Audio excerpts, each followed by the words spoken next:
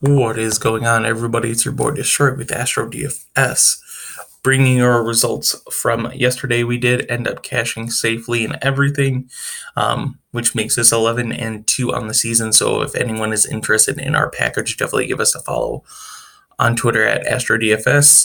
We'll bring you to the information of where our packages are. Leave a like if you enjoyed the video here, and just subscribe to show support to us. Means a lot. We're slowly but surely growing. As long as I stay consistent with these videos, we should be up there soon enough. So let's get into why we picked who we picked.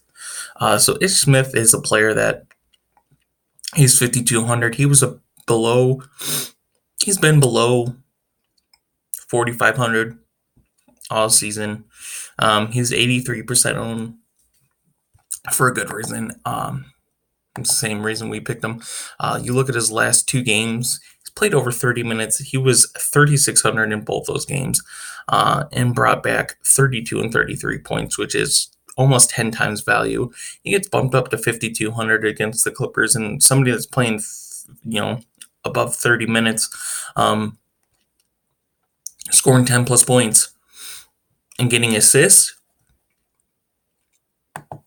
It's hard to get away from that, especially in a decently scoring game. With Isaiah Thomas out, Ish Smith is going to just continue to get minutes. It just depends on his assists that come in that help with those bonus points.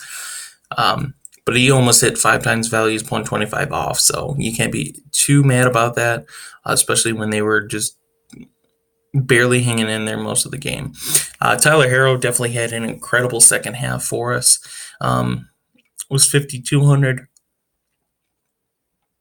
below 20%, which is always nice, which pretty much matters in double ups, 50-50s, all that stuff. The players you want to worry about is the players that are under 50% owned, because those are the ones that are going to impact your score the most.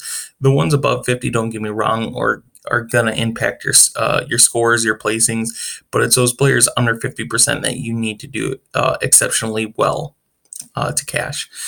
So yeah, he was under 20% owned, and I said in the video the other day, we went none more than Herro all season, but we just like Herro's scoring for this game against the Bulls, who don't play too much good defense against guards.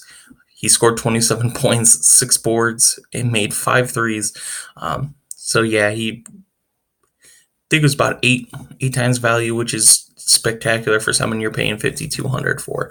Kawhi Leonard, we like Kawhi over Paul George for good reason. Dropped 34 points, 11 boards, 5 assists. A little bit more expensive than George, but we know that Kawhi is going to see the ball just a little bit more than George, and he has more potential for assists. And 58 points when you pay 8,400 for him, hitting a little over 7 times value is incredible. He was above 50%. George was way lower, but Kawhi outscored him, which was nice. Wagner was, between 60 and 70% and everything. With the injuries to Washington, you pretty much only get 3 to 4-ish guys that are playing the power forward center position correctly, or they should be in those positions. So these guys are going to see a lot of minutes. They did see a lot of minutes. It's just they didn't perform as well as we'd like them to.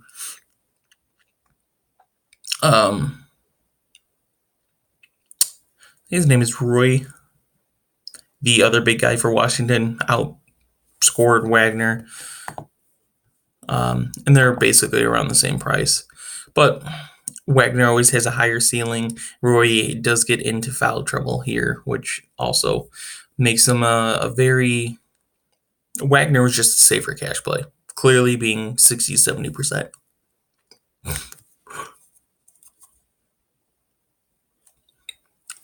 Harrell and Lou Williams, the reason we like them is they're coming off the bench every game playing against teams is second team, so that's where they exceed. And they did scoring wise. Lou Williams got 18.6 assists. Harold got 20 points, 5 rebounds. Neither one hit 5 times value, but they were right around there basically. The only thing that just happened last night was they just scored. They didn't do their other numbers between rebounds and assists, steals, stuff like that, which gets them, the rest of the points. It was just a weird game overall. I mean, I think every Washington starter had 10 plus points, which is typically weird and doesn't really happen that much. And then the Clippers just had a lot of guys scoring for them too. So, yeah, it was not a huge rebounding game, more of a scoring game. Derrick Jones, just one of the situations. He was over 50% in everything, so it's not like he kills you, but he was probably the value play of the night. Not as far as hitting value, but the guy that had the most potential. He was 3,300. You saw what he got against Washington. He hit 6 times value against Washington. Now he's playing in Chicago, a similar team basically. And you can see his fouls. He had 2 fouls in the first quarter, which hurt him. And then he just didn't get the ball in his hands that much. You don't expect him to, especially against Harrow, Nunn, Butler, those kind of guys on that team. But yeah, it's just one of the nights. And then the guy that, put us safely in cash for everything was Anthony Davis, under 30% in everything.